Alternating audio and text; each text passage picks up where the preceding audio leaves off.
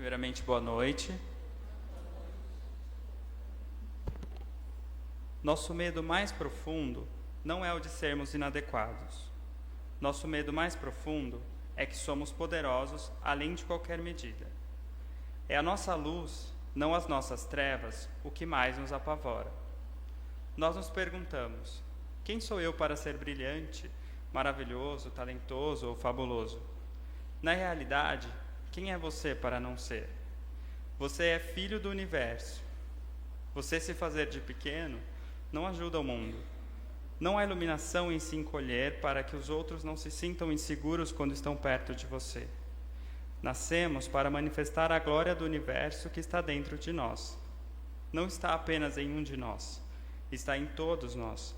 E conforme deixamos nossa própria luz brilhar, inconscientemente, damos às outras pessoas permissão para fazer o mesmo. E conforme nos libertamos do nosso medo, nossa presença automaticamente libera os outros. Nelson Mandela. Sejam todos e todas bem-vindos ao primeiro encontro de Cultura de Paz. Cultura de Paz, possibilidades para a construção de novos caminhos. Sou Paulo e desde já, em nome do Núcleo de Cultura de Paz e Práticas Restaurativas Nelson Mandela, agradeço a presença dos participantes, convidados e principalmente aos que nos apoiaram e colaboraram para a realização deste encontro de tão grande importância para o fomento de reflexões acerca da cultura de paz em nossa cidade e em nosso país. Presidente da Câmara Municipal da Estância de Atibaia, senhor Sebastião Batista Machado, vulgo Tiãozinho da Farmácia, ao Fabiano de Lima, vereador licenciado e atual secretário de Esportes, ao senhor Bruno Leal, parceria com o Hotel Residência e atual secretário de Turismo, a banda Taio Ongakutai e Asas da Paz Kotekitai e a Associação BSGI. Agradecemos também aos professores e toda a equipe da Escola Valdemar Bastos Biller por acreditarem neste trabalho, assim como as crianças beneficiárias da cultura de paz. Agradecemos ainda à diretora do Departamento de Educação, Eliane Doratiotto, e o conselheiro Fábio. Solicitamos a gentileza de silenciarem os celulares. Só para informar também, existe um relatório de satisfação. Depois a gente vai distribuir e é importante que vocês preencham para a gente, ok? Assistiremos agora à apresentação da banda Taio Ongakutai e Asas da Paz Kotekitai. Valorizar a vida de forma a promover o desenvolvimento humano em prol da construção de uma cultura de paz. Este é o objetivo primordial da Associação Brasileira SGI-BSGI, desde a sua fundação. Para tanto, busca contribuir com ações conscientes que promovam o potencial humano, proporcionando a plenitude de cada indivíduo e abolindo qualquer tipo de discriminação.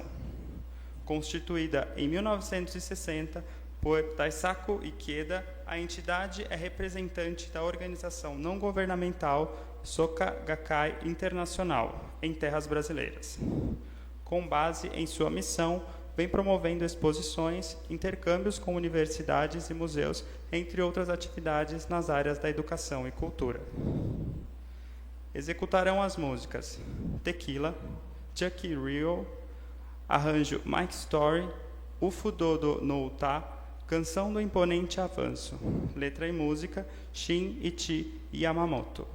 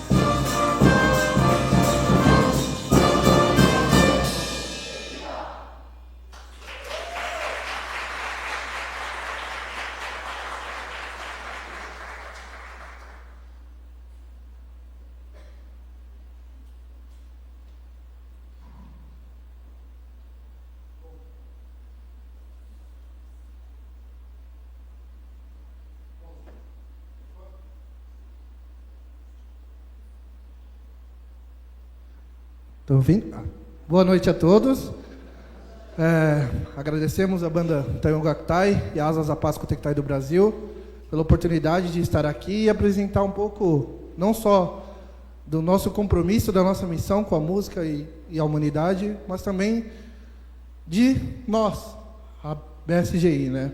A primeira música que a gente tocou se chama Tequila, e ela é uma composição muito antiga, de um pós-guerra, né? 1958, do Chuck Real. Foi uma música muito importante para a reconstrução da música nos Estados Unidos depois do pós-guerra, né? E a música que a gente vai tocar também tem esse mesmo propósito. A canção Ifudodo no Uta, ou a tradução, né, Canção do Imponente Avanço, foi uma música muito importante no Japão pós-guerra, onde existiam muitas pessoas doentes, ou foram mortas pelas bombas, ou a cidade havia sido destruída. E eles precisavam de um pingo de esperança ou coragem para enfrentar aquela situação e tirar algo proveitoso daquilo, né? E a melhor forma que a nossa associação, a Sokakai, encontrou foi através da música. Canções que pudessem entoar coragem e esperança para as pessoas nos momentos mais difíceis delas. Então, essa próxima música, Ifudodo no Uta, tem esse objetivo, né? Imponente Avanço é que enche de coragem para enfrentar todas as adversidades do nosso dia com grande esperança e coragem. Muito obrigado.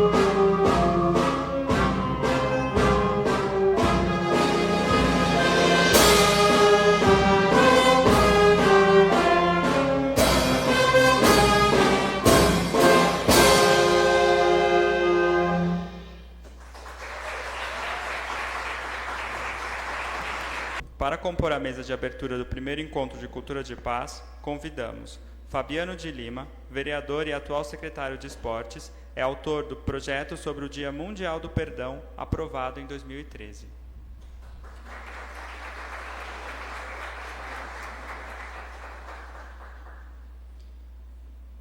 O professor Samuel Pereira, pedagogo, arte-educador, facilitador de práticas de cultura de paz, justiça restaurativa e mediação de conflitos, membro do GPEI, Grupo de Pesquisa e Educação Integral da PUC São Paulo, membro fundador do Núcleo de Cultura de Paz e Práticas Restaurativas Nelson Mandela e professor da Rede Municipal de Ensino de São Paulo. Desenvolve trabalho de pesquisa e formação de grupos na área de educação para a paz, a partir das questões relacionadas à prevenção de violência, arte e inclusão sociocultural, mediação de conflitos, pedagogia da convivência, direitos humanos e justiça restaurativa.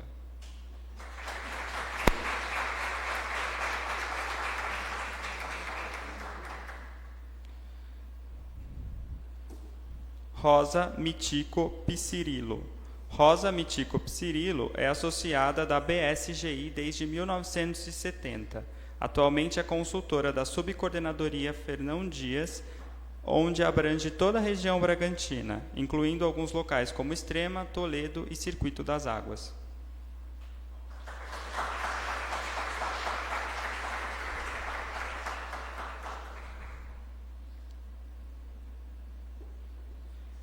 Olinda de Lourdes Ferreira, representante da Coordenadoria Educacional BSGI.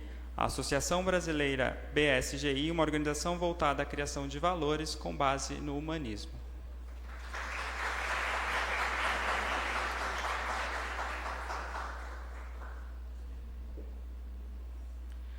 Claudine Melo, historiadora, com pós-graduação em Educação, Cultura e Relações Étnico-Raciais pela ECA-USP. Pesquisadora do grupo Diversidades Culturais, Educação, Inovação Social e Cultura de Paz, da UFABC.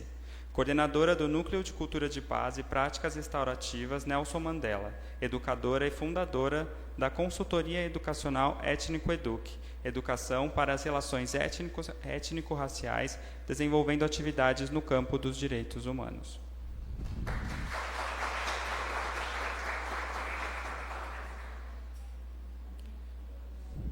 Regina Aparecida Camargo, diretora da Escola Municipal Professor Valdemar Bastos Biller, licenciada em História e Pedagogia com especialização em Gestão Pública pela PUC Campinas, mestranda em Educação no Programa de Formação de Professores da PUC São Paulo, membro do GPEI, Grupo de Pesquisa e Educação Integral da PUC São Paulo, e fundadora do Núcleo de Cultura de Paz e Práticas Restaurativas Nelson Mandela.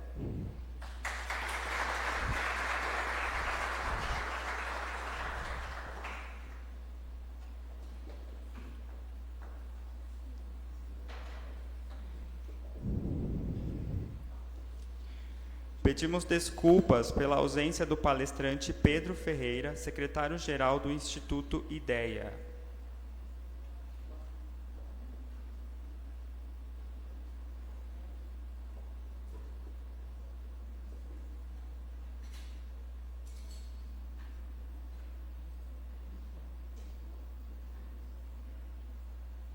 Convidamos para fazer uso da palavra o senhor Fabiano de Lima, vereador e atual secretário de Esportes.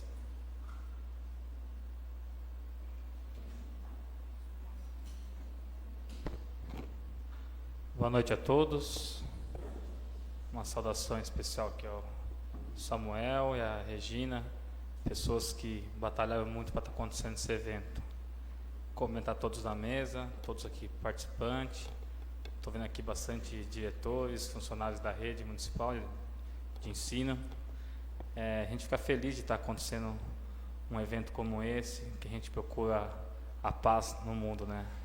Nos dias de hoje, acho que cada vez mais difícil essa luta, a criminalidade, as drogas, uma luta desleal que nós temos, né? Então precisamos de eventos desses, precisamos levar cada vez mais para nossas escolas o que é uma cultura de paz, o que é um perdão. Acho que o Samuel até, quando conversou com a gente aqui na Câmara Municipal, falou da importância da Lei do Perdão, né, que tem hoje nacionalmente, a gente conseguiu fazer aqui no município de Atibaia. E esperar que essa cultura de paz, que a gente consiga trabalhar no município de Atibaia, no Estado, nas escolas municipais e estaduais, consiga levar cada vez mais para todo o nosso país, né. A gente vê hoje um mundo de guerra, né, um mundo cada vez mais leal. Então, parabéns por organizar esse evento. Pode sempre contar com o nosso apoio. Parabéns também pela luta, né, de querer organizar, não é só participar, mas lutar para acontecer. Então vocês estão de parabéns. Um ótimo evento a todos. Fui pego de surpresa aqui na fala, né, estava corrida vindo de outro evento, mas a gente está feliz de poder participar aqui. Então estamos sempre à disposição para poder ajudar. Muito obrigado, um ótimo evento a todos. Damos para fazer uso da palavra Samuel Pereira, palestra Lei de Diretrizes e Base da Educação Nacional e a Cultura de Paz.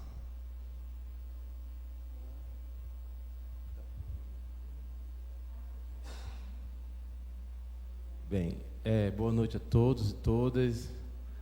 É um prazer muito grande, né, a gente concretizar esse evento que é um sonho que brotou em nossos corações, e ele se materializa com o encontro de pessoas, de amigos. A gente falava muito isso no caminho, pessoas que foram cruzando em nossas vidas e hoje se encontra aqui. A gente olha aí na plateia, né, pessoas que eu conheci quando cheguei aqui em 2016, o Jonathan da associação, que o conheci em 2006, e a gente se fala, a Claudine, que eu reencontrei depois de anos, né, na universidade, e a Regina, que eu a conheci em 2016, quando aqui cheguei. Eu vou pedir licença para fazer uso de uma leitura comentada. E o Mandela, que é o nome do nosso núcleo, né? Esse nome tem uma intencionalidade pela figura do Mandela que foi. Quero cumprimentar a mesa também, ao Fabiano, novamente, a equipe da Associação BSGI. E queremos que esse encontro seja um encontro precioso, né? Um encontro para a potencialização dos laços sociais e afetivos. E desde já eu quero pegar emprestado as palavras de Érico Veríssimo, que está lá em solo de clarineta, para iniciar a minha fala e compartilhar com vocês algumas reflexões. Pode ir para José, por favor? Tem me animado até hoje a ideia de que o menos que um escritor pode fazer numa época de atrocidades e injustiças como a nossa é acender a sua lâmpada, trazer luz sobre a realidade de seu mundo, evitando que sobre ele caia a escuridão propícia aos ladrões, aos assassinos e aos tiranos. Sim, segurar a lâmpada a despeito da náusea e do horror. Se não tivermos uma lâmpada elétrica, acendamos nosso toco de vela, ou, em último caso, risquemos fósforos, repetidamente, como um sinal de que não desertamos nosso posto. É do lugar daqueles que não desertam de seu posto, o lugar de professor, pai, pesquisador, cidadão, amigo, que quero compartilhar com todos vocês os fósforos ou os tocos de velas que tenho acendido, reconhecendo que isso não se dá no isolamento, e sim na coletividade, nas marcas forjadas pelo tempo, no companheirismo e na camaradagem do choro e no reencontro. Educação para a paz como possibilidades e caminhos. Esse é um subtema ou um subtítulo que eu resolvi desenhar. A violência sempre esteve presente nas relações humanas, embora divulgada e aplaudida em outros momentos, encoberta e escamoteada ou com requinte de sofisticação, ela assume diversas formas, conforme o meio onde o sujeito está inserido. Diante disso, a busca pela paz é uma tarefa que não há perspectiva de finitude e é inacabável. No entanto, não é algo supérfluo, é uma necessidade, um direito de todos. A institucionalização da violência, a fragmentação das relações humanas, a violação dos direitos humanos, a crise humanitária, o racismo, a LGBTfobia e outras formas de violências formam um quadro suficientemente desagregador e conflitivo que inviabiliza qualquer posição de indiferença, fuga, resignação ou submissão. Pierre Bourdieu fala o seguinte: violência suave, insensível, invisível às suas próprias vítimas, que se exerce essencialmente pelas vias puramente simbólicas da comunicação e do conhecimento, ou mais precisamente do desconhecimento, do reconhecimento, ou em última instância, do sentimento. Por isso se faz urgente a construção de uma cultura de paz pautada nos princípios da justiça restaurativa, direitos humanos, pedagogia da convivência, da democracia e do desenvolvimento sustentável, e que requer aprendizado e uso de novas metodologias e técnicas para o gerenciamento, mediação e transformação pacífica dos conflitos. A educação para a paz não é um modismo. Como muitas pessoas pensam, né? A educação para a paz não é algo novo. Ela já tem a sua história, o seu legado. A Conferência Internacional de 1927, realizada em Praga, antiga Tchecoslováquia, passando pela fundação da Unesco em 1945, que trouxe as suas contribuições no que tange as questões normativas, programas, campanhas e materiais didáticos de educação para a paz.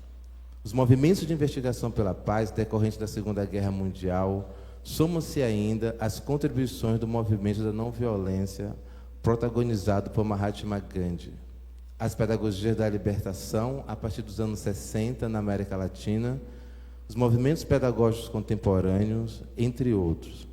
Diante disso, percebemos o quanto é complexa as possibilidades de conhecimento da educação para a paz, cada uma concebida em um determinado momento histórico, com visões e entendimentos diferentes dos conceitos de conflito, violência, paz, e que abordamos a partir da LDB. É interessante a gente demarcar um pouco como cada sociedade vai entender esse conceito polissêmico de violência, né? E cada época ela é estudada e pensada a partir de um recorte. Atualmente nós estamos construindo esse conceito, discutindo a partir da LDB, que faz necessário qualificar também e delimitar e buscar entender que sociedade é essa, cujos problemas afetam a todos na comunidade. Vocês já falaram disso, né? Se tem alguém doente, esse tecido é afetado, né? E busca entender essa comunidade, suas complexidades, que estão extremamente unidos. São sujeitos que compõem esse tecido social. Como essa escola se configura, e assim construímos projetos e ações de cultura de paz nesses espaços. Em 14 de março de 2018, um grupo de estudiosos reuniu-se em Brasília, em audiência pública, cujo objetivo era debater a cultura de paz nas escolas. 2 meses após, 14 de maio de 2018, foi sancionada pelo presidente da República a Lei número 13.663, que alterou o artigo 12 da Lei de Diretrizes e Bases da Educação Nacional. Isso no sentido de incluir medidas de combate à violência e à promoção da cultura de paz nos estabelecimentos de ensino. Com essa alteração, sendo assim, inserido 2 incisos, que eu vou lê-los aqui, que foi o 9 e o 10. Promover medidas de conscientização, de prevenção e de combate a todos os tipos de violência, especialmente a intimidação sistemática, bullying, no âmbito das escolas. Estabelecer ações destinadas a promover a cultura de paz nas escolas. É também importante destacar que isso não foi fruto de um lobby, de alguém especial ou de um grupo de pessoas específicas ou iluminadas.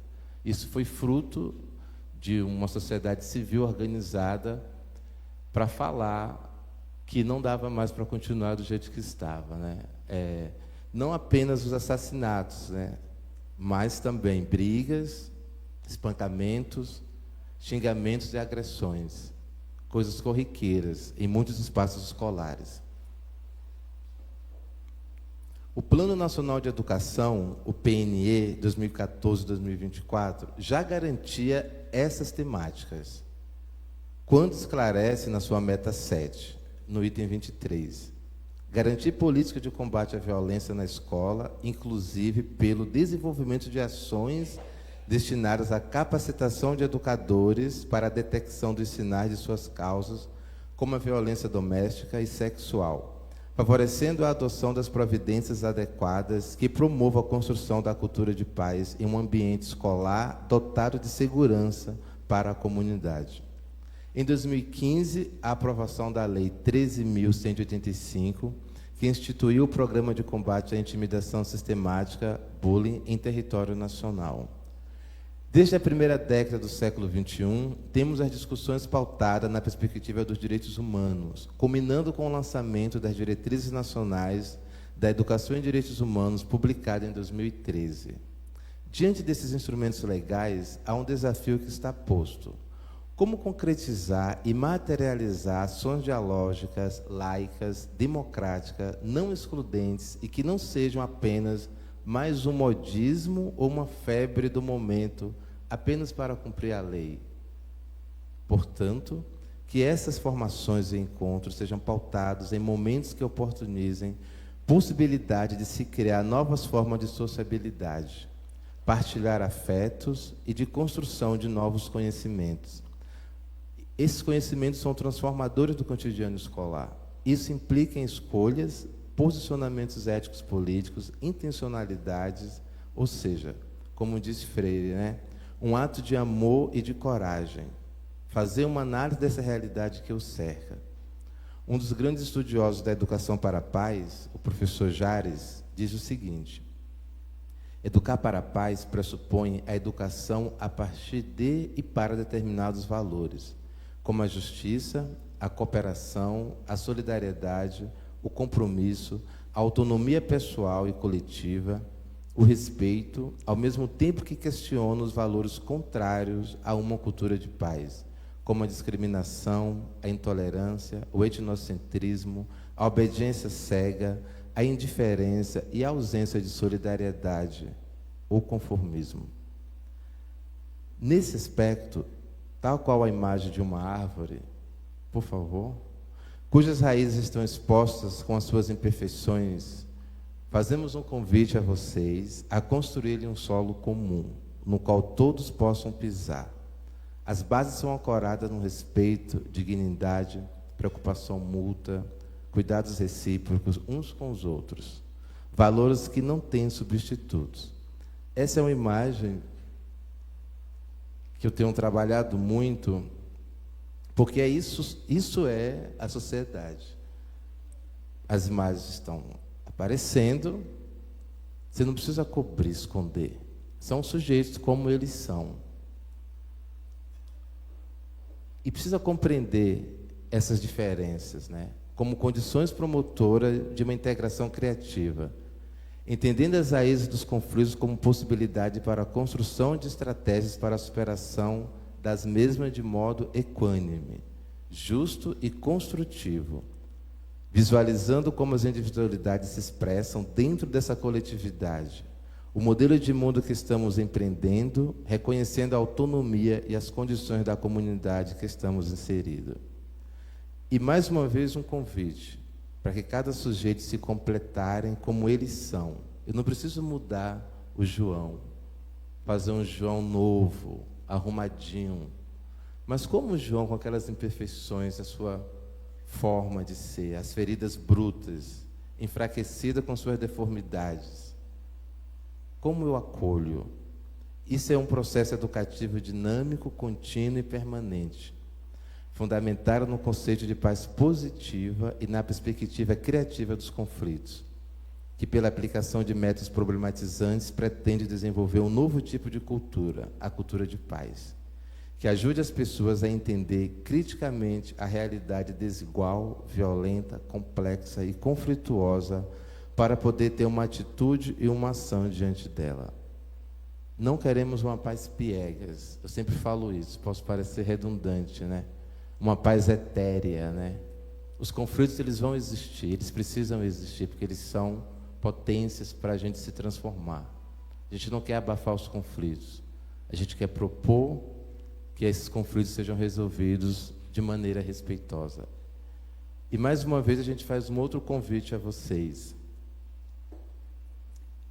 a fazer um exercício de um novo olhar.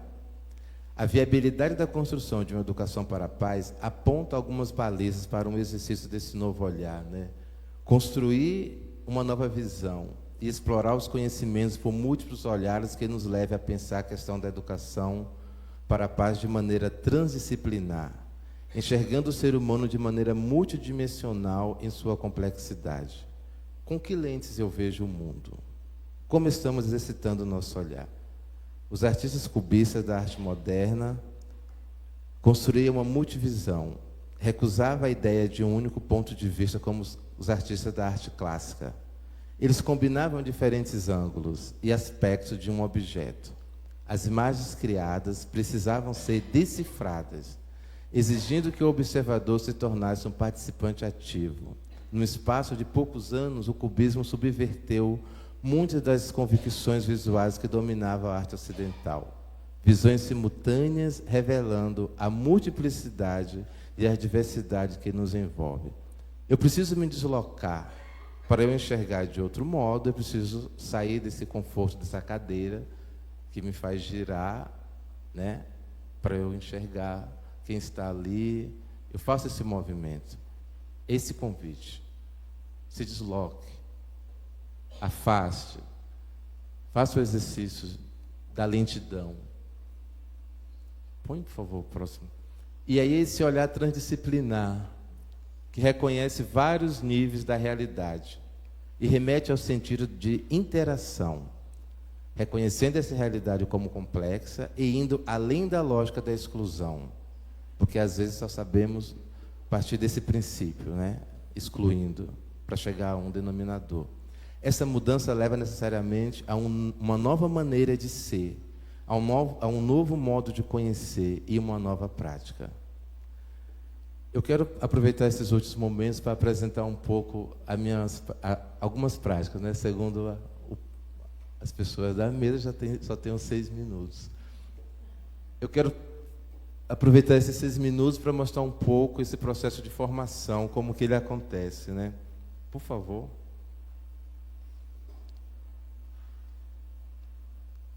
A gente tem a formação em 6 eixos, aí a educação para a paz, a gente tem os direitos humanos, pedagogia da convivência, a interculturalidade, a justiça restaurativa na educação, a prevenção de violências e a mediação de conflitos. Nós trabalhamos na perspectiva transformativa dos conflitos. Eu resolvo os conflitos e me transformo nessa relação.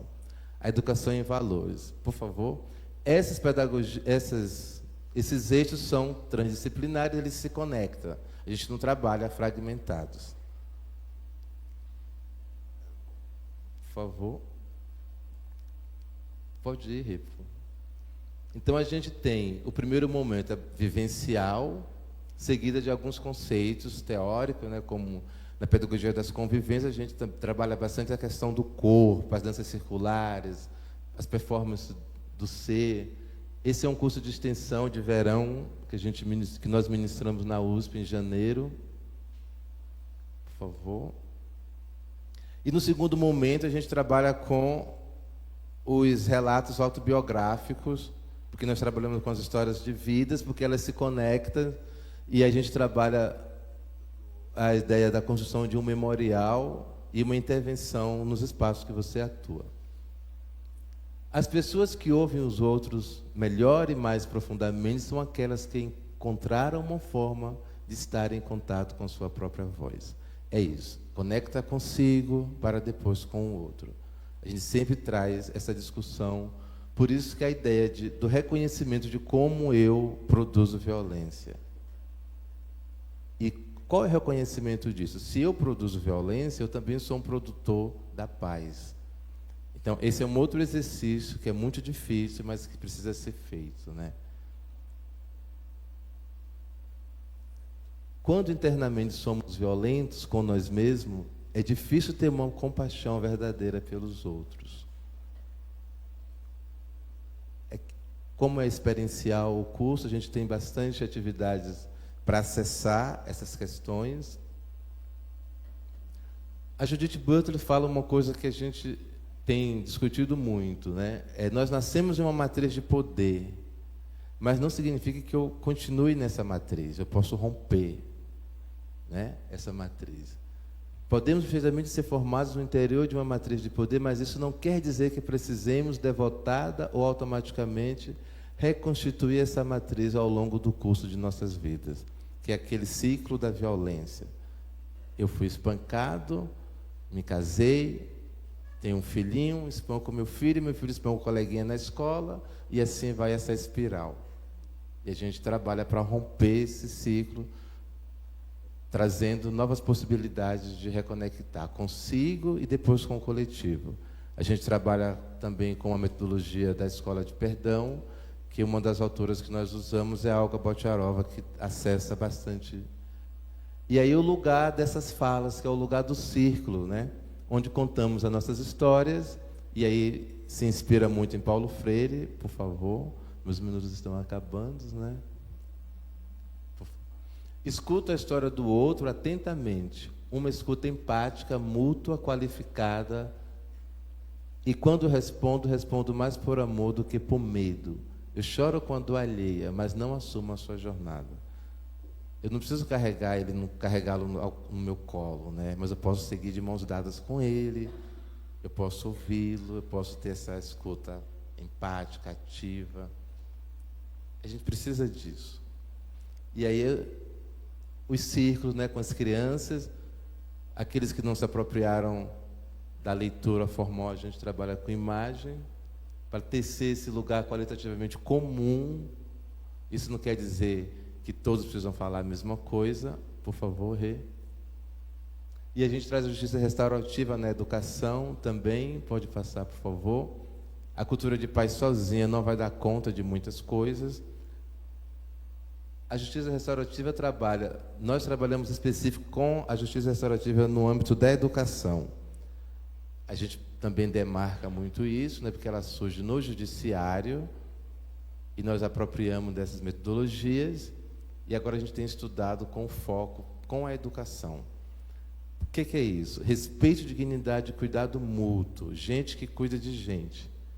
Reparar os danos e transformar esses conflitos, conforme falei, cultivar os relacionamentos saudáveis e criar esses ambientes justos e equitativos. Né? Como, não é igual, é justo e equitativo. Como o A aprende diferente do B. Como a gente oportuniza esses lugares. As pessoas têm relações e elas precisam ser cuidadas. Pode passar, por favor? E aí, mais uma vez, a lente. Nossos olhos se gastam no dia a dia, opaco. É por aí que se instala no coração o monstro da indiferença. É, mais uma vez, o convite do exercício do olhar. Senão, nós vamos instalar esse monstro da indiferença conosco. Por favor, Rê. E aí a gente vai falar de justiça, né? Mas uma justiça que esmaga os mais fracos. A gente quer uma justiça que não precisa ter essa venda nos olhos, pode deixar a lança um pouquinho de lado, né? A gente pode falar disso. Uma balança equânime, por favor. E aprender essa expressão da condição humana à procura dos sentidos contraditórios. Às vezes não vai entender algumas coisas, né, o professor? Né? Mas é doloroso isso, mas é vivo. Por favor. E aí o Mandela surge, deixa para a Regina falar um pouco disso, pode ir, por favor. Com esse objetivo, né, de promover, falar dessa educação, dar visibilidade, apoiar ações. E a gente tem um hall de cursos, né, que vocês podem ver no folder, eu não vou citá-los. Por favor. E eu quero concluir com as vozes dos professores, né? A gente chamou de vozes. São alguns depoimentos de 3 anos que nós estamos aqui no Valdemar, que eu queria lê-los. Me permita, por favor. Houve alguma mudança em você, no sentir e no agir, como resultado dos encontros no ambiente de trabalho ou no ambiente privado? Comente. Professor B. E. K. Sim, busquei trazer as vivências dos encontros no dia a dia como um novo olhar em relação aos colegas e à vida privada. Com certeza, a cada situação de conflito, procurei refletir e pensar sobre as melhores estratégias a serem adotadas. K. Sim, na resolução de conflitos, passei a ouvir os 2 lados da história, e não só o da vítima, e assim encontrar a melhor solução para resolver o conflito. Uma outra pergunta da pesquisa. Como você vê a questão da punição em sua prática pedagógica, antes e depois dos encontros formativos? Professor O. Depois da formação ficou bem melhor. Com as orientações do círculo, os alunos puderam se expressar, olhando uns nos olhos dos outros, dizendo a verdade sobre os conflitos, etc. Antes da formação, era mais complicado, não tínhamos tanta clareza. M. As escolas, em sua maioria, usam castigo, o grito, para solucionar conflitos, e mesmo assim, a indisciplina só vem aumentando. Nessa formação, nós refletimos e enxergamos uma nova maneira de lidar com os conflitos. Essa prática reflete na postura dos professores e dos alunos. Em 2018, nós passamos uma outra pesquisa com mais relatos, e eu quero destacar mais dois desses relatos. No começo da formação, eu achava estar perdendo o meu tempo e que nada daquilo era real ou funcionaria. Em uma delas, o Samuel nos levou a refletir de como somos violentos. E então fui confrontada por mim mesma. Chorei um pouco na formação e chorei baldes em casa. Percebi que essa criança rígida na infância me fez perder a oportunidade de ter momentos especiais com as pessoas ao meu redor. E que, se não mudasse, continuaria a perder também na vida adulta. Eu simplesmente descobri como eu era violenta. A partir das formações, pude perceber que existem muitos outros tipos de violência. Por exemplo, estou sendo violenta quando não dou ao meu aluno a oportunidade de falar, expor suas ideias e sentimentos, quando tento ensiná-lo como aprendi, quando repito os mesmos erros dos meus professores. Sou violenta quando não tento mudar o mundo à minha volta, com pequenas, mas preciosas ações. Mas, principalmente, sou violenta comigo mesma, por não aceitar minhas limitações e quando não me esforço para mudar tudo isso. Sou não, eu era. Estou aprendendo a mudar. E essa mudança, é claro, não é fácil. E muito menos repentina. Ela vem se moldando com o passar do tempo, desconstruir conceitos e quebrar paradigmas. Não é uma coisa simples, requer aceitação, tempo, estudo, dedicação e prática. Mais uma, por favor, e vamos concluir. Aqui nós fizemos o curso de férias na USP. Eu quero destacar mais uma, que chega do meu horário, né, meninas? Durante essa semana tivemos a oportunidade de escutar, de falar, de abraçar e de rever as nossas atitudes, de refletir sobre as nossas escolhas, de perdoar, de não se culpar, de assumir responsabilidades e também de perceber que todo ser humano tem uma história e suas dores. Tantas memórias vieram à tona, histórias que estavam trancadas nas gavetas da mente, aquelas que a gente não quer acessar. O curso me fez repensar algumas atitudes que às vezes não é de alteridade. Falar sobre isso é libertador. Agradeço de todo o coração os participantes por confiar e dividir tantos momentos marcantes da vida de cada um e cada uma. Esses depoimentos não são depoimentos para a gente se envaidecer e fazer propaganda, um marketing, mas é para a gente falar que essa ação, primeiro, ela impacta a vida do professor, do educador, e quanto isso tem sido, tem feito, assim como foi na minha vida em 2012. Eu comecei a estudar isso em 2007, mas só em 2012 eu falei, isso vai ser o que eu quero. E primeiro eu mudei comigo, com meu filho e com a minha esposa. E com meus amigos, né? Para depois eu falar disso. Não sou o anjo Gabriel. Não sou. Mas hoje eu entendo o quanto nós podemos ser esse sujeito que produz violência e naturalizar essas relações. Quero pedir desculpa por ter passado do tempo e agradecer vocês por terem me ouvido. Muito obrigado mesmo. Estamos à disposição. Obrigado.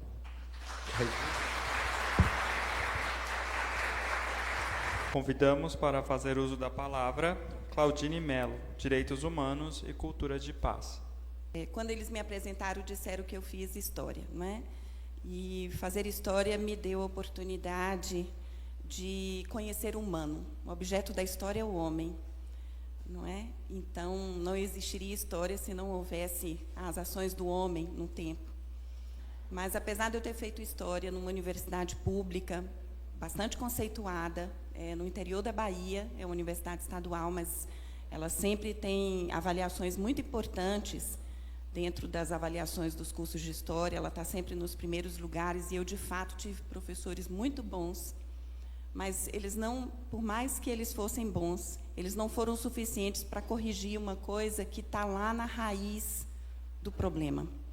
Então, quando eu me formei em História e fui para a sala de aula para poder exercer a minha profissão de historiadora, eu percebi que eu sabia muito pouco, sabia quase nada sobre a relação humana. E foi isso que fez com que, nesses 20 anos de educação, mais até, eu me formei em 1995.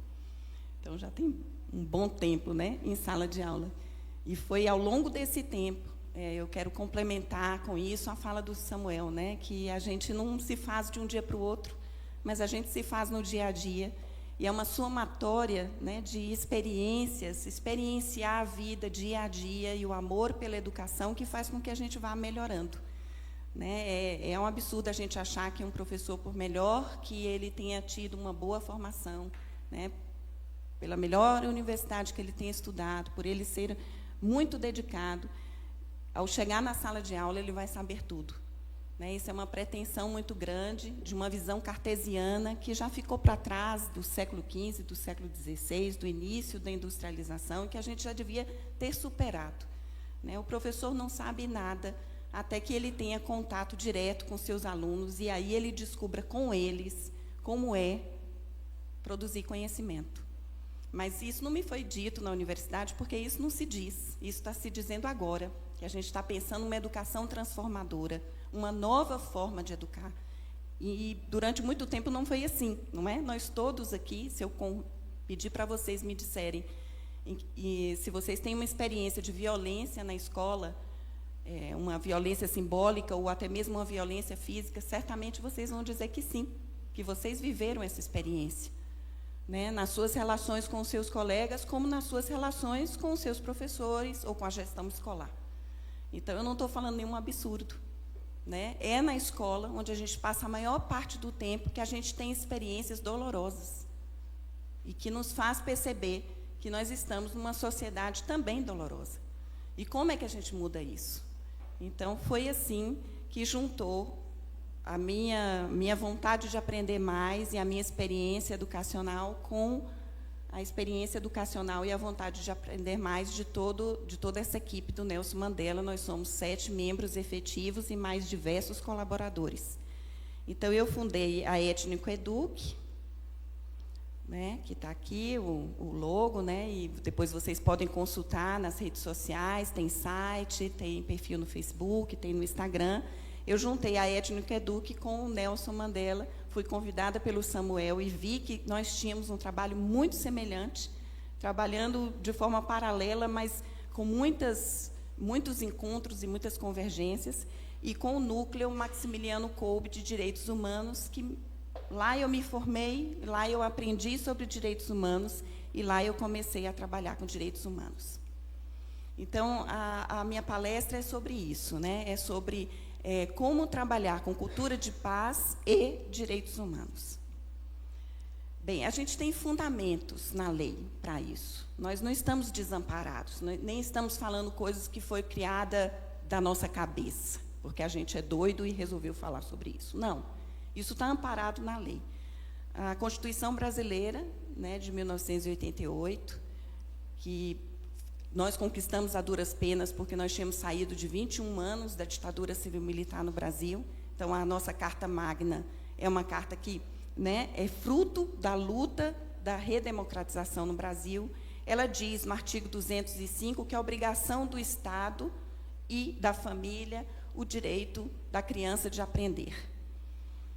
No artigo 227, ela fala mais, ela fala da educação infantil, e aí ela diz da obrigatoriedade de que os pais, a sociedade e o Estado devem zelar pela educação dos seus filhos. No artigo 4 da ECA, do Estatuto da Criança e do Adolescente, reforça isso, que é a obrigação nossa zelar por uma educação íntegra, universal, para todas as nossas crianças, e quando eu estou falando de criança, eu estou falando até a idade adulta, né, a maioridade, os 21 anos. Aí eu parei diante de todas essas leis, eu poderia citar aqui diversas outras para vocês. Eu parei diante delas e pensei, bem, toda criança tem o direito de aprender, mas como ela vai aprender? Então, toda criança tem o direito de aprender, mas aprender direito. Aprender direito. Não basta só aprender, né? Aprender, a gente pode aprender um monte de coisa. A gente aprende o tempo todo, não precisa nem da escola para isso. A gente aprende na frente da televisão, a gente aprende na frente do computador, a gente aprende na rua, né, nos contatos sociais que a gente tem, na família, que é a nossa primeira escola, a gente aprende o tempo todo. Então, aprender direito é algo que vai exigir, né, uma atenção maior. A legislação, então, diz isso, que os direitos humanos estão garantidos. Ou seja, quando a gente está na escola, é nossa obrigação zelar pelo direito humano de cada um daqueles indivíduos que estão lá conosco, assim como nós zelamos pelo nosso próprio direito humano. Olha aí, o artigo da Constituição. Eu fiz questão de destacar para a gente ter certeza disso. Na Constituição de 88, assim como na Lei de Diretrizes e Bases da Educação, consta que a educação em direitos humanos, no âmbito do Ministério da Educação e da Secretaria de Educação, concebida e definida pelos Planos Nacionais de Educação e Direitos Humanos de 2003 e de 2006, que se fundamentam nos documentos internacionais dos quais o Brasil é signatário, como a Declaração Universal dos Direitos Humanos, né? Ela foi assinada desde 48, com o fim da Segunda Guerra, em particular nas recomendações formuladas no Congresso de Viena, de 93, e as propostas do Programa Mundial de Educação em Direitos Humanos, reforça todo o apoio às ações de instituições de educação superior, ou seja, todas as universidades têm por obrigação zelar pelos direitos humanos, como demais organizações educacionais, inclusive o Nelson Mandela, que objetiva fortalecer ações, atividades e estruturar materiais educativos sobre educação e direitos humanos. Então, nós não estamos falando alguma coisa que a gente resolveu fazer. É alguma coisa que a lei nos exige e que, se a gente não fizer, a gente está infringindo a lei.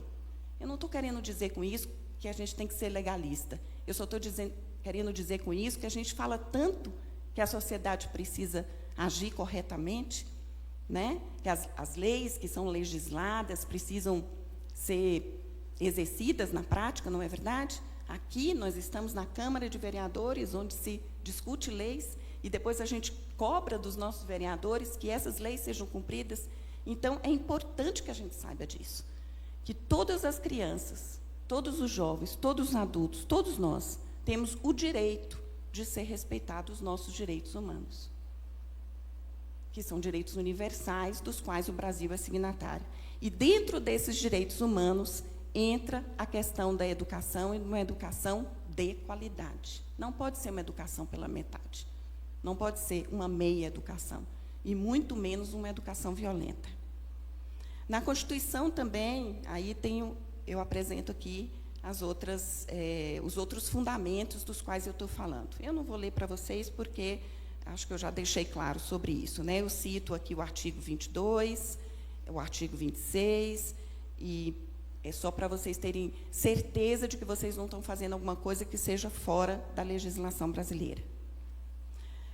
Esse parágrafo da LDB, ele é muito importante para mim, é muito caro para mim. Ele diz assim: a difusão dos valores fundamentais ao interesse social, aos direitos e deveres dos cidadãos, de respeito ao bem comum e à ordem democrática.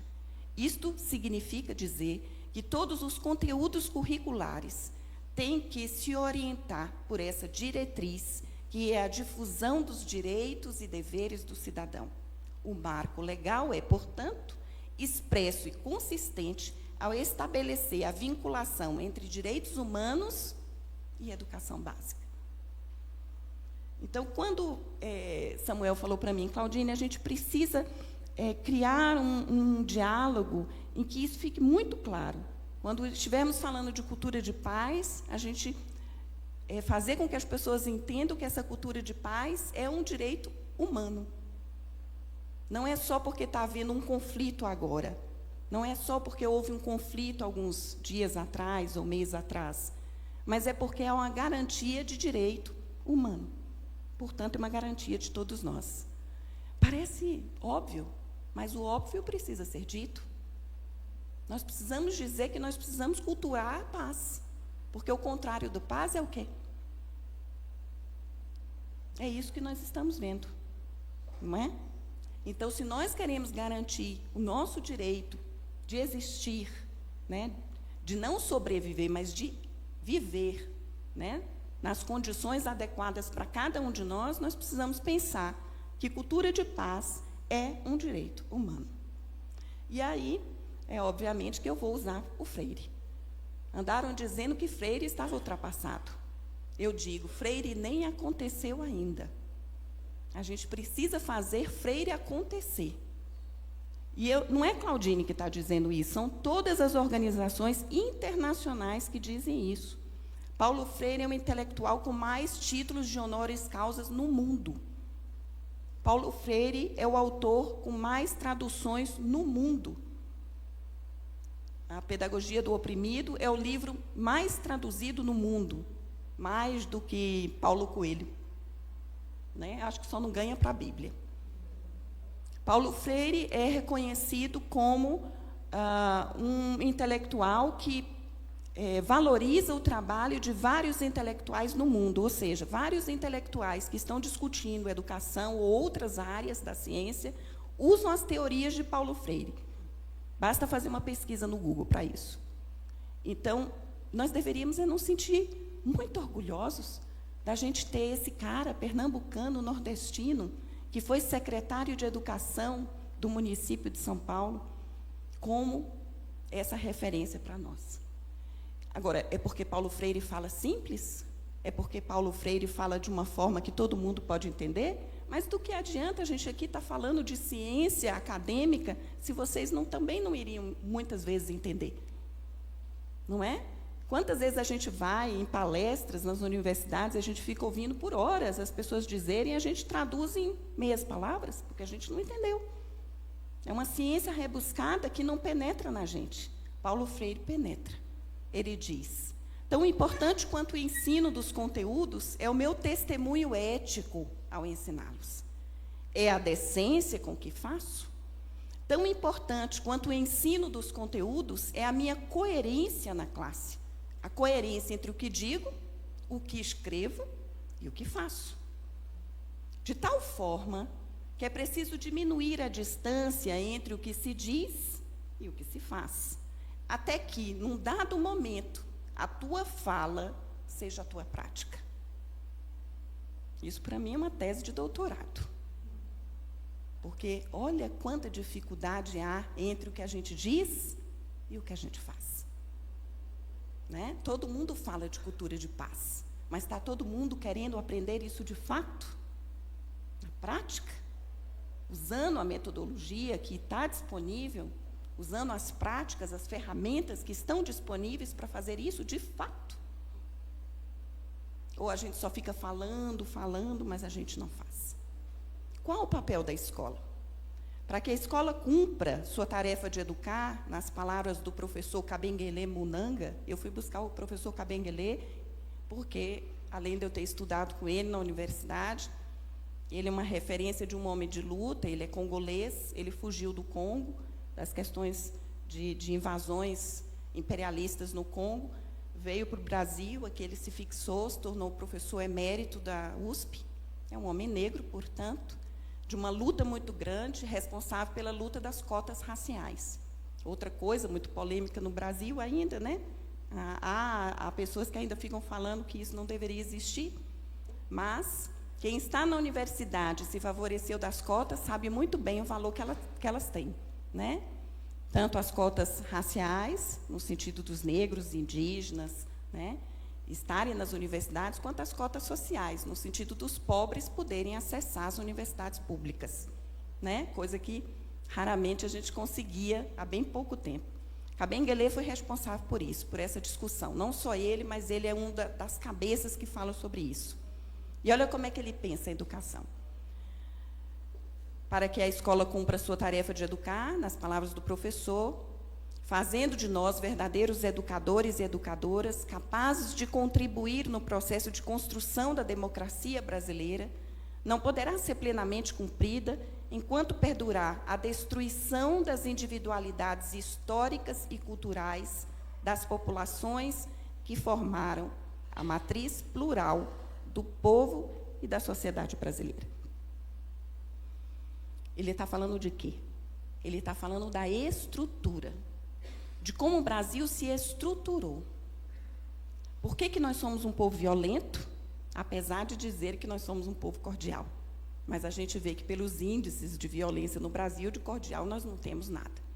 O Brasil é o que mais violenta mulheres. O Brasil é o que mais violenta pobres, pretos periféricos. O índice de assassinatos no Brasil bate recordes, né? Então, a gente não pode se enganar, basta ligar a TV. Não sou eu que estou dizendo. Liga a TV, veja os programas sensacionalistas, eles são sensacionalistas, mas eles estão dando os números. E números, inclusive, camuflados, porque, né, provavelmente, a realidade é uma outra, provavelmente pior. Porque se os números, estatisticamente, aprovados pelo governo, já mostram aqueles números, imagine o que não está sendo registrado nas delegacias por aí. Então, de cordial, o Brasil não tem mais nada, né? Não engana mais ninguém. Não é à toa que as organizações internacionais todas estão falando do Brasil e mostrando, né, os números reais da violência no Brasil. Mas por que nós somos um país violento? Tem a ver com a estrutura, tem a ver com a forma como nós somos formados.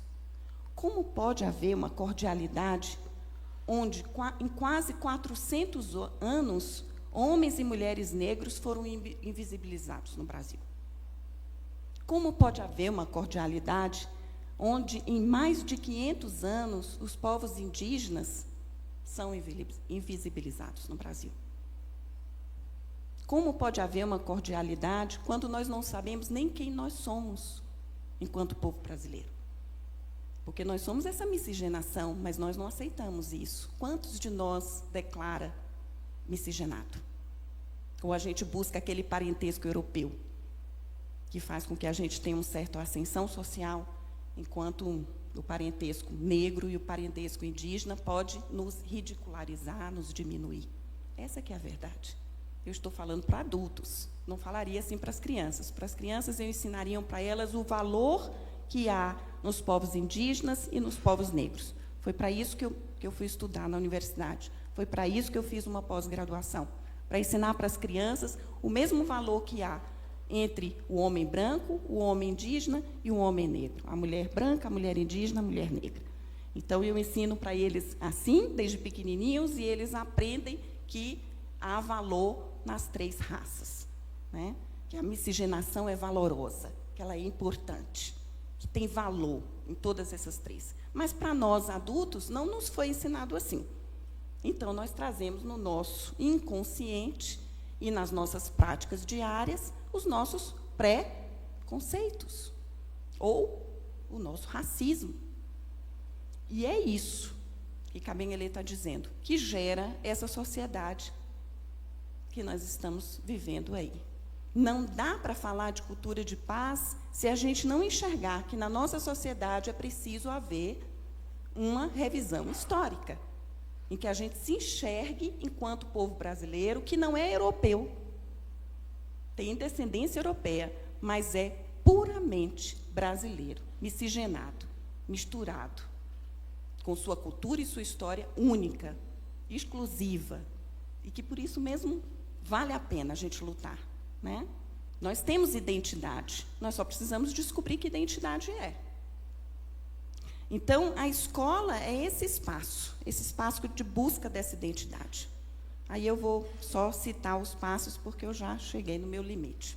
Os passos a serem dados: reconhecer a diversidade étnico-racial do país, enfrentar que há uma desigualdade social histórica que gera uma cultura de disputa e violência simbólica ou explícita, superar a visão eurocêntrica, né, a Europa como centro da história brasileira, incluindo no currículo escolar a história e cultura africana, afro-brasileira e indígena. Isso é lei de diretrizes e base, é a 10.000 e a 11.645.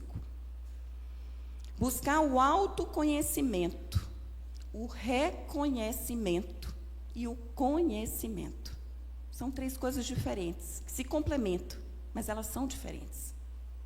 Como é buscar o autoconhecimento? Promover o direito ao autoconhecimento é promover o direito à identidade e à diversidade. Ao reconhecimento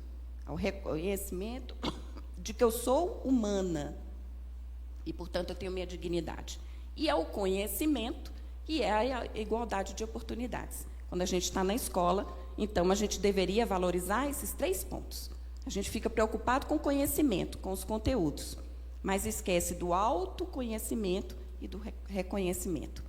Romper o silêncio denunciando as desigualdades e o racismo institucional que há, né? Porque o sistema educacional brasileiro, muitas vezes, reforça esse racismo, e o estrutural que está na base da sociedade.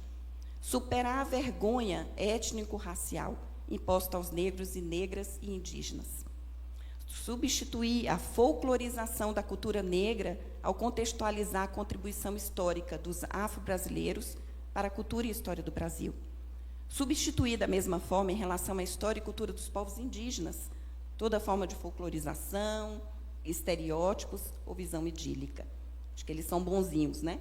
Ou eles são muito bonzinhos, ou eles são muito maus. Isso é uma visão idílica que precisa ser substituída. Eles são seres humanos, igual a gente, com validades e defeitos.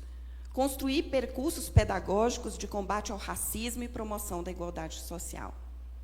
A escola, então, é o espaço de aplicação dessa metodologia antirracista que favorece a cultura de paz. Não dá para falar de cultura de paz se a gente não combater essas questões estruturais. Percebe? É disso que eu venho falando. E é por isso que Samuel me chamou para falar aqui essa noite. Porque eu não consigo conceber uma coisa fora da outra. E aí, a gente tem uma metodologia. Samuel já apresentou uma parte, a Regina vai mostrar como isso empiricamente acontece. Eu só quero reforçar esses 4 pontos, e aí eu encerro a minha fala. A metodologia, o método e a prática, as técnicas, as ferramentas, como a gente queira chamar, elas têm que atingir esses 4 objetivos. Ela tem que ser significativa. Eu tenho que ver significado naquilo que eu estou fazendo, né? Não dá para fazer uma coisa só porque alguém mandou eu fazer e eu vou lá copiar. Eu tenho que entender o que aquilo significa. Ela tem que ser transformadora. Ela tem que gerar uma transformação em mim, senão para que a escola? A escola precisa despertar essa transformação em mim, e essa transformação tem que ser diária. Ela tem que ser responsabilizadora. Eu tenho que ser responsável por as coisas que eu faço, né? Se errei, respondo por elas, e se acertei, respondo por elas também. E ela tem que ser desafiadora. Ela tem que me desafiar o tempo todo. Educação tem que ser desafiadora. Ninguém nasce odiando outra pessoa pela cor da sua pele, por sua origem ou ainda por sua religião. Para odiar, as pessoas precisam aprender. E se podem aprender a odiar, podem ser ensinadas a amar.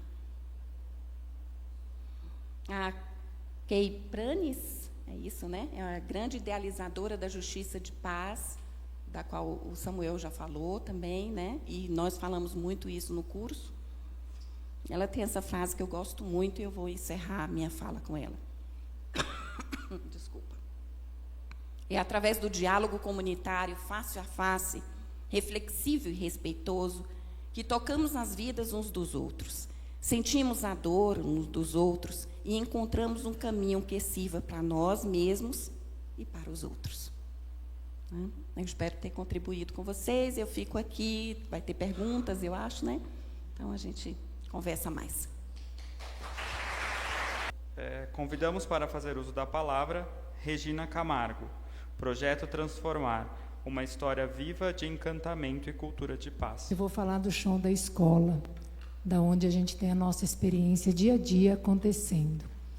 E por que eu fui buscar uma prática de cultura de paz? Porque nós que estamos lá na escola, uma das maiores dificuldades que nós temos são de lidar com toda essa diversidade que chega para a escola e com todas essas situações conflitantes com as quais nós, educadores, nos deparamos todos os dias. E chegou o momento da minha prática que eu fiquei pensando até que ponto vale a pena a gente punir, advertir essa criança, eu trabalho com criança, né, de 6 a 10 anos, colocar essa criança para fora da escola, onde a lei diz que ela tem que estar dentro da escola. E também me incomodava, passou a me incomodar aquelas nossas práticas tão comuns dentro da escola, que é deixar o aluno sem recreio, o aluno não está bem na sala de aula, aconteceu uma situação lá dentro da sala de aula, traz para o diretor resolver. E aí eu falei, não, a gente precisa reverter esse processo, porque senão a gente não transforma, senão a gente não muda uma sociedade que nós todos estamos aí vendo diariamente, todas as questões acontecendo aí de violência, intolerância de todos os tipos. Então, esse incômodo fez, né, através de um convite do Fábio, sou eternamente grata ao Fábio, que fez uma apresentação lá na escola, no centro comunitário, com os mediadores do Estado, e trouxe o Samuel para conversar sobre cultura de paz e justiça restaurativa. Isso foi em 2016. Quando eu estive lá, então, eu conheci, e quando o Samuel começou a apresentar toda essa questão de como a gente lida com as violências dentro da escola, nos contextos da nossa vida, eu parei e falei, nossa, parece que me acendeu uma luz. Falei, eu acho que é esse o nosso caminho. Porque nós, educadores, a gente sempre está buscando caminhos, não é verdade? Eu tenho aqui colegas, fico feliz, minha equipe de professores, agradeço por vocês estarem aqui. Tenho algumas professoras com quem eu trabalhei em Perdões, que estão aqui também, fico feliz, Kelly, Amitz, Juliana, hoje que está com a gente na rede. Então, eu fico muito grata, porque a gente sempre se pergunta, né, como é que a gente vai fazer? A gente quer caminhos para lidar com as questões que acontecem dentro da escola. E aí eu encontrei Samuel, então achei que seria para mim, naquele momento, uma luz para a gente levar para dentro da escola e pensar essas questões que nos sugam diariamente. Se eu perguntar aqui para algum diretor, coordenador que está aqui, quantas vezes vocês param para conversar com um aluno por conta de conflito? Vocês passam o dia fazendo isso, não é verdade? Então, a gente precisa reverter esse processo. E eu sou grata, graças a Deus, que eu fui tocada pela cultura de paz. Por isso que eu estou aqui, faço parte junto com essa equipe maravilhosa dentro do núcleo, para a gente levar isso para nosso dia a dia na sala de aula, porque fez a diferença na minha vida, enquanto pessoa, e eu tenho certeza que está fazendo a diferença na vida dos meus professores, da minha equipe, dos meus alunos e da minha comunidade escolar. Então, é isso para mim que me satisfaz e me faz caminhar todos os dias, e eu tenho a certeza que nós estamos fazendo um excelente trabalho na Escola Valdemar. Então, cultura de paz, possibilidades para a construção de novos caminhos. Vou falar um pouquinho do projeto Transformar. O projeto Transformar hoje é uma ação que nós temos dentro da escola, uma prática, que trabalha um pouquinho com uma questão de uma educação mais ativa. A gente está tentando reverter esse processo de uma educação tradicional e bancária dentro da escola. O projeto Transformar começou em 2013, a gente começou a fazer uma discussão dentro da escola, Valdemar, e a gente sabe que a educação é processo, nada acontece de um dia para outro. Então, 2013, 2014, 2015, a gente teve várias vivências. Eu também fui buscar, porque eu sou uma educadora que estou incomodada. Aquilo que me incomoda me faz buscar. Eu acho que isso também é importante a gente ter isso, ter essa consciência. O que me incomoda, eu também tenho que buscar, não posso esperar chegar na minha mão. E aí, então, a gente começou hoje, a gente tem uma sala do Projeto Transformar, que está sob a responsabilidade da professora Patrícia, que está tocando lá brilhantemente, que é uma opção nossa. Dividimos essa sala e colocamos esse grupo de alunos com um grupo diversificado de séries. Temos lá primeiro, segundo e terceiro ano, que a gente não gosta de usar como multisseriada, não quero usar esse termo, porque a gente está transformando.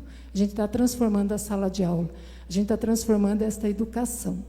Então, a gente trabalha com grupos diferenciados de aprendizagem nesta sala. E a professora Patrícia enfrentou esse desafio e está lá, fazendo um trabalho maravilhoso. A cidadania e o respeito pela diversidade. Então, em 2005, eu mal conhecia essas práticas da cultura de paz e justiça restaurativa. Mas, intencionalmente, a gente construiu isso com a comunidade. Não é por acaso. Em 2002, 2003, eu encontrei a Olinda aqui, eu falei, eu te conheço. Ela fez um trabalho com a gente lá, dessa linha aí de mexer um pouco com essas questões. Foram 3 anos, né? Então, com certeza, eles também têm um dedinho aí nessa construção, né, da nossa intenção.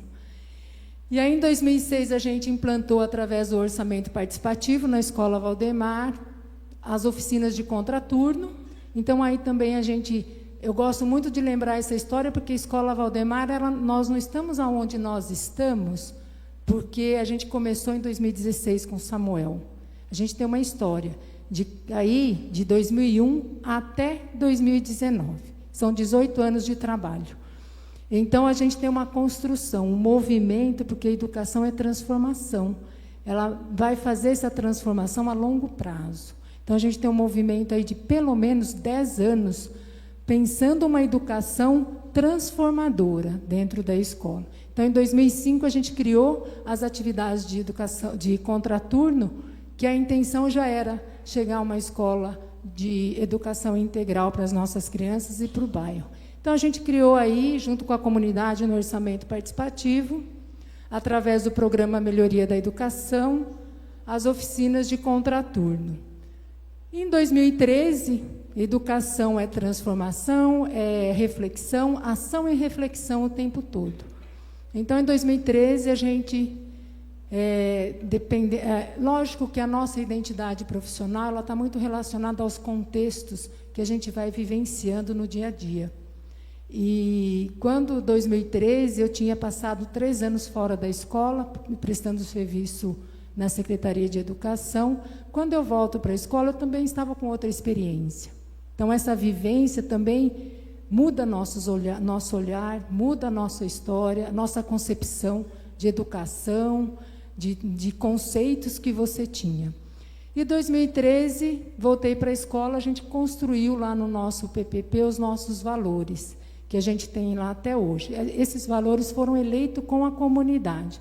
Também foi um momento que nós realizamos uma atividade em reunião de pais.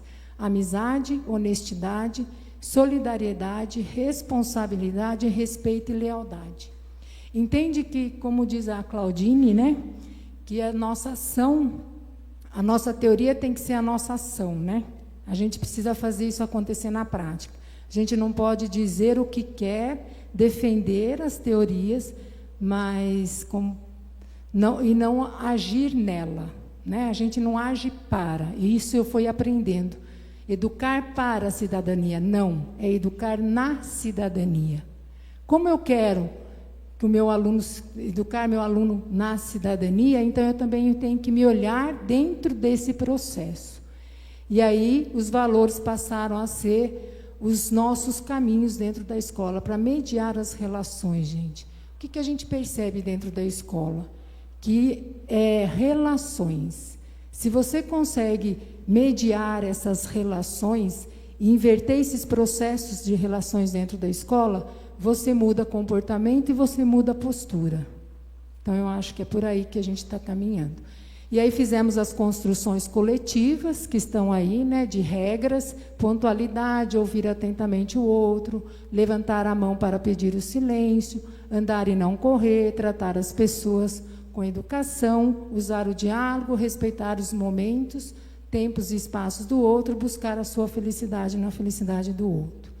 2013 a 2015 também, eu tive a oportunidade de fazer algumas formações com o professor José Pacheco, né? Também sou muito grata a ele, e a uma colega que também é muito cara para mim, que é a professora Janaína Chichorro, onde a gente também teve a oportunidade de retomar um pouco as teorias e estudar um pouquinho sobre a nossa concepção de educação. E aí, em 2016, conheço o Samuel e vamos lá começar nossas práticas, né, Samuel? Fiz o convite, Samuel foi para a escola, conheceu a escola. No primeiro momento, a gente achou, vai lá fazer com as crianças, né, Samuel? Faz as rodas com as crianças. E aí, depois, a gente pensou, eu fui refletindo, eu falei, não é a criança que eu tenho que formar. Eu tenho que formar primeiro meus educadores, porque essas práticas é de dentro para fora. E aí eu falei para o Samuel, vamos fazer formação com os nossos professores. E aí a gente começou, em 2017, a fazer formação com os professores. E aí a gente vem construindo, então, né, essa formação, essa discussão, esse espaço de diálogo, o poder dos círculos, as práticas circulares, elas são forças dentro da escola, elas são forças dentro da nossa vida, elas são forças na relação com a criança e com a comunidade. Então, acho que essa formação é assim que ela acontece no nosso dia a dia, dentro da escola, junto com o professor Samuel, que vem nos ensinando, né, trazendo um pouco dessa metodologia para a gente atuar dentro da escola. E os meus professores, eu agradeço assim, porque de coração mesmo, porque eles estão também acreditando na proposta, e a gente tem outra escola hoje, viu, gente? Posso dizer isso que depois de 3 anos, eu não paro para resolver conflito mais. Não mesmo, nem de recreio mais. Professores entenderam o processo e as coisas acontecem dentro. Então, eu não tenho mais esse meu tempo de gestão para resolver conflito e ficar conversando com o aluno.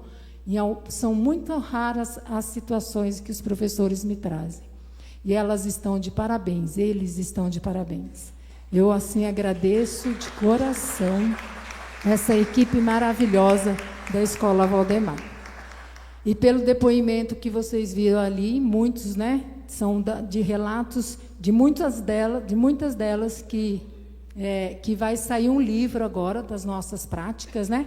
Se Deus quiser, aí a gente vai lançar um livro relatando as nossas experiências mediadas pela cultura de paz. Porque transforma a gente e transforma a criança, né? Com certeza, porque se eu me transformei, você acha que uma criança muito mais sensível que nós não vai transformar? E é uma graça ver as crianças conversar com a gente sobre... mas foi combinado isso esses dias atrás, os alunos do professor Orlando, numa situação lá do intervalo, veio ali para conversar com a gente, mas, viu, diretora, estou tentando dizer para ela que o nosso combinado, aquilo que eu combinei com o professor, que a gente combinou na sala de aula, ela não está respeitando. Então, eu estou me sentindo desrespeitado, porque aquela brincadeira de criança, né, de achar que é namorado disso, eles não gostam, os meninos não gostam disso. E aí a gente vai conversando, eles conseguem resolver essas questões. Então, isso é muito rico. E aí você percebe que as crianças também já estão incorporando esse diálogo. Você entende que é uma relação de poder que a gente está quebrando dentro da escola? A gente está indo pelo diálogo, né? Dialógica, como diz Paulo Freire, né? Então, é isso que a gente faz dentro da escola. E as crianças percebem isso rapidamente, tá? E eu tenho... aqui as assembleias, né? O professor Ricardo hoje não está com a gente lá, mas é um professor também que investiu muito nas rodas de conversa, nos círculos, nas práticas circulares, nas assembleias com os alunos. Nossas reuniões de pais hoje são assim, já é regra dentro da escola, né? Porque a gente acredita que isso aqui também desconstrói, né? Aqueles modelos que o pai vem para a escola para ouvir falar queixas dos seus filhos. Então, o professor também prepara esse ambiente dialógico dentro da sala de aula para conversar com as suas crianças, e sobre as suas crianças, com os pais. A gente ressignificou também os espaços, então a Escola Valdemar aí tem vários espaços que os professores fazem uso como eles querem dentro do seu planejamento. Então, eles aproveitam todo esse espaço que a gente tem. Aqui embaixo, recentemente, nós estamos fazendo uma casinha lá na horta comunitária. O professor Gabriel com a professora Camila, do 4º ano, do período integral, estão fazendo lá as paredes de pau a pique, né? Então, uma experiência assim, que eu tenho certeza que a criança vai levar para a vida, né? Então, eu acho que a escola é isso, a escola é vivência, é transformação, é emoção, é alegria, né? Primeiro encontro do Núcleo de Cultura de Paz, né, e Justiça Restaurativa. A Eliane esteve presente lá, diretor do departamento, né, Lê? Foi lá nos prestigiar nesse momento. Aqui o Samuel, que levou a nossa experiência lá na audiência pública em Brasília, em março de 2018. foi levar um pouquinho o nosso trabalho lá e participar dessa discussão, né, Samuel? A escola, dentro dessa cultura de paz, a gente faz a semana de cultura de paz, todo mês de agosto, que culmina lá com o Dia do Perdão, que a gente fecha com a caminhada pelo bairro, que é justamente para a gente mobilizar e cada vez mais tocar a nossa comunidade. Então, durante essa semana, a gente faz várias atividades. Esse ano nós tivemos uma vivência com as avós, que foi muito rico, né, gente? Os avós, os depoimentos, as professoras podem contar aí, né? Elas saíram assim, felizes, alegres, as crianças choraram, elas também, porque é contar a sua história para as crianças. E aí a caminhada pelo bairro, tá? Parcerias, sempre que a gente pode, a gente está buscando parcerias para a gente desenvolver os nossos projetos educativos dentro da escola. FAAT, a gente já foi conversar várias vezes com a FAAT, aqui é a ONG CSA, que também tem um trabalho de horta comunitária. Então, é isso, gente. Na verdade, a gente tem pouco tempo para contar um pouco da nossa experiência, mas eu digo assim, que tem feito a diferença dentro da escola. E por isso que a gente quer socializar, porque chega de tanto a gente sofrer dentro desse espaço, né? Dentro da sala de aula, que é essas questões do conflito, da diversidade, do preconceito, do bullying. Como que a gente lida com isso? Porque isso vai acontecer todos os dias. Mas como a gente faz isso? E essa experiência nossa dentro da escola tem tido resultados muito bons para nós, professores, para as nossas crianças e até com os pais. Quando a gente vai mediar um conflito com os pais, é assim que a gente media também, pautada na justiça restaurativa. Não é? As professoras me acompanham aí. O ano passado a gente teve uma situação delicadíssima dentro da escola e a gente mediou desta forma, com a família, com a mãe, com o professor e com nós gestores dentro da escola. Então eu quero agradecer mais uma vez à Câmara Municipal de Atibaia, ao Fabiano, que está hoje licenciado, mas ele que nos recebeu aqui, né, quando a gente veio, o Tiãozinho da farmácia, que é o presidente da Câmara, que abriu esse espaço para a gente fazer uma conversa com todos aqueles que têm interesse de pensar um pouco como é que a gente pode mudar essa sociedade que está aí. Tenho certeza, se todo mundo fizer um pouquinho, tenho certeza que logo serão muitos e a gente terá outro resultado, principalmente nós que estamos na escola. Então, vou encerrar com uma frase de Martin Luther King, também que é um grande inspirador aí, né, da cultura de paz. Uma das coisas importantes da não violência é que não basta destruir a pessoa, mas transformá-la. Não busca destruir a pessoa, mas transformá-la. Obrigada a todos. Se vocês quiserem conhecer a nossa experiência, sejam bem-vindos, tá? Muito obrigada. Como é seu nome mesmo? Mirela. Eu vou começar por Mirela, não desfazendo da outra pergunta, mas também vamos responder você, mas é só porque a Mirela está fazendo uma provocação que é importante a gente esclarecer isso. Se depender de nós, Mirela, nós vamos em todos os lugares que forem possíveis. Porque, realmente, trabalhar com direitos humanos e cultura de paz e justiça restaurativa cabe em todo espaço, inclusive fora da escola. Nosso foco está sendo na escola, porque a escola ficou sendo como se fosse a nossa incubadora, vamos dizer assim, né? O trabalho começou dentro da escola, de uma gestão que abriu as portas. Você vê, né, que tem toda uma iniciativa da gestora de abrir as portas, e aí Samuel e o núcleo se desenvolveu ali dentro da escola, e a escola ficou sendo uma incubadora. Mas não significa que, né, esse trabalho que a gente realiza não possa ir para outras áreas. E a sua provocação é importante, a sua preocupação é importante, porque você está dizendo que há um cuidado talvez um pouco maior com a primeira infância, e que depois, quando a criança sai de uma escola municipal, né, onde ela tem um cuidado um pouco maior, porque ela tem uma professora dedicada ali, né, o tempo todo, uma professora ou um professor na sala de aula, acompanhando o desenvolvimento dela, ela vai para o Fundamental 2, né, numa escola estadual em que ela não vai ter esse mesmo acompanhamento. Essa é a nossa preocupação. E aí volta aquela questão que a gente estava falando no começo. Que tipo de educação que a gente quer? Né? Porque não basta só oferecer a educação, mas qual é a qualidade da educação? Né?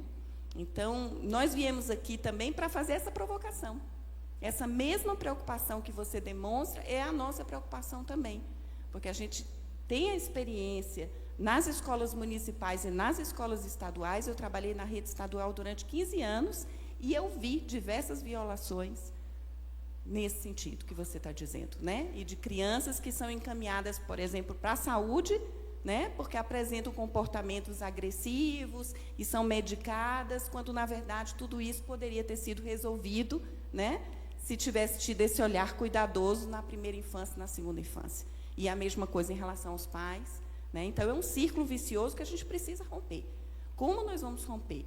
Nós apresentamos aqui um modelo, né? E o modelo ele vai se adequando de acordo com o espaço que ele vai ocupando. O que nós estamos garantindo é que há uma resposta positiva. Há uma resposta positiva a partir do momento em que há um olhar cuidadoso com o ser humano. É isso que nós estamos dizendo. É possível mudar uma realidade. É possível transformar professores, estudantes e gestores, todos em protagonistas. Não em detentores do conhecimento de um lado e aqueles que nada têm do outro, mas todos protagonistas de uma mesma relação. É possível transformar a escola em uma comunidade de aprendizagem, onde gestores, professores, funcionários, alunos, pais e a comunidade no entorno participem. Isso é realidade, isso está acontecendo no Brasil e no mundo, só que ninguém fala disso. Então, nós vamos falar, nós vamos insistir, vamos provar que é possível. Eu vou ser breve também. Quando eu cheguei no Valdemar, eu já vinha de uma pesquisa de outro, como eu falei com vocês. A primeira, eu falo isso em um texto que eu escrevi por causa do meu filho, que ele falou: minha escola precisa ter cultura de paz. A gente estava discutindo gênero, por causa da minha delicadeza, eu sempre falo disso também. E aí ele falou um pouco disso, e aí gerou um texto chamado Pai e Filho, um relato a partir de um olhar infantil na perspectiva da cultura de paz, que é um relato autobiográfico da minha vida, de onde eu vim, quem é o Samuel, as violências que eu sofri, a escola que não era laica, nem era democrática. E eu venho fazendo um pouco disso, porque eu também sou professor, PEB 1, que trabalho com 5º ano.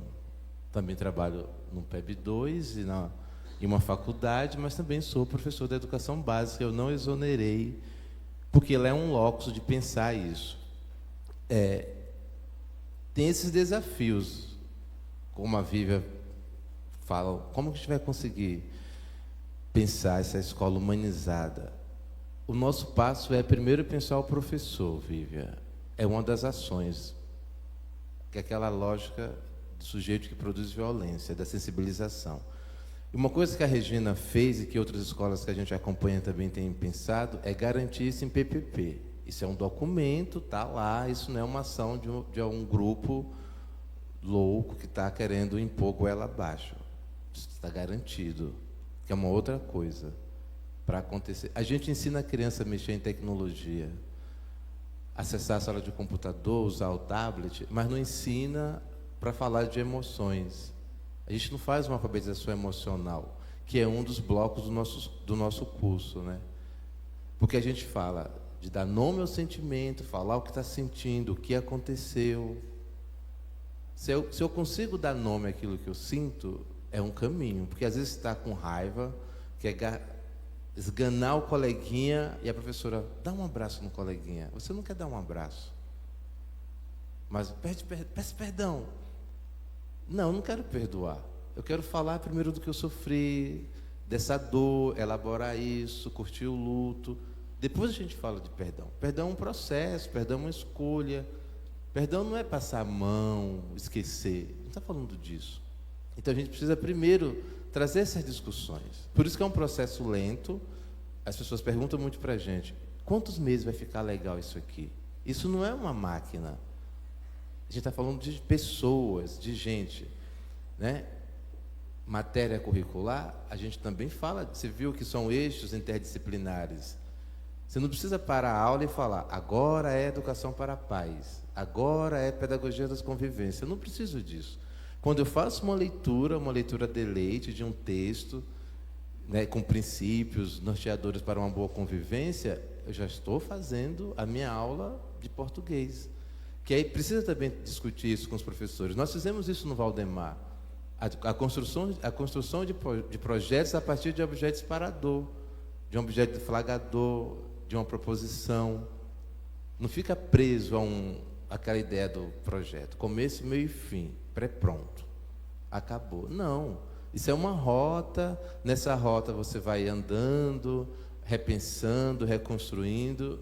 A gente tem que parar dessa mania de projetos prontos, acabados. Que aí você vai construindo e revendo e repensando essa prática. Né, que é uma outra coisa. Quando você fala da formação, né, haverá uma capacitação para outros professores da cidade. A gente tem nossos cursos, né, o Mandela ele tem cursos. Nós inclusive fizemos alguns cursos fora de Atibaia. A gente quer no segundo semestre lançar um outro curso aqui. A gente deu um curso na universidade, lá na USP. A gente tem um outro agora no segundo semestre, que vai ter aqueles cursos de férias. A gente tem os nossos cursos que as pessoas podem chamar e a gente pensa de acordo com o lugar. Nós temos atuado também em ONGs. A gente não atua só na educação também, na saúde. Como o Claudinei falou, o nosso foco em Atibaia começou com a escola, porque lá foi o locus da pesquisa, né? Mas a gente dialoga com a educação também, com a saúde, com as ONGs, né? Esse é o nosso objetivo também. É um pouco isso. Não sei se eu respondi muito bem a sua pergunta, né? E aí tem o pessoal da secretaria que pode, depois, se quiser manifestar sobre essa questão, se vai ter alguma formação na cidade. Eu não tenho essa informação também, mas se eles quiserem se manifestarem, fiquem à vontade. É um pouco isso. Bom, Vivian, eu só vou dizer para você assim, ó, não tem receita, tá?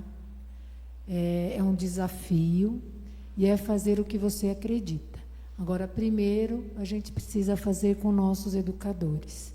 E tem espaço para isso acontecer dentro da escola, porque a gente tem uma lei, né? A gente tem a Lei de Diretrizes e Bases da Educação, que ela tem os seus artigos que nos amparam a construir o PPP da escola e a pensar no seu projeto educativo dentro da escola. Então, a gente tem esse amparo legal. Então, assim, e eu tenho feito essa discussão com o meu grupo agora, é o seguinte: quero garantir essa educação humanizadora com resultados eficientes de aprendizagem, certo? E não é à toa que eu estou na faculdade, na universidade hoje, num mestrado, porque eu quero garantir, de fato, a aprendizagem dos meus alunos dentro da escola, tá? Então, esse é um desafio, mas a gente tem amparo legal, viu? E muito ainda. A gente pode fazer isso acontecer dentro da escola. Não é fácil, não é. Porque, às vezes, a gente se sente sozinho mesmo. Mas eu tenho certeza que a gente tem outros apoiadores, né? E é isso que nos fortalece, cada vez mais. Tá bom? Alguém mais? Podemos encerrar, porque a gente já está com... Oi? Pode? Você quer falar? Vem cá ali. A Eliane é diretora do Departamento de Educação aqui do município de Atibaia. Tá? Em nome do Núcleo de Cultura de Paz e Práticas Restaurativas Nelson Mandela e da Câmara Municipal da Estância de Atibaia, nossos sinceros agradecimentos à presença de todos e todas e aos nossos apoiadores por acreditarem, como nós, no poder da educação e por uma educação para a paz em todos os espaços. Excelente noite e bom retorno.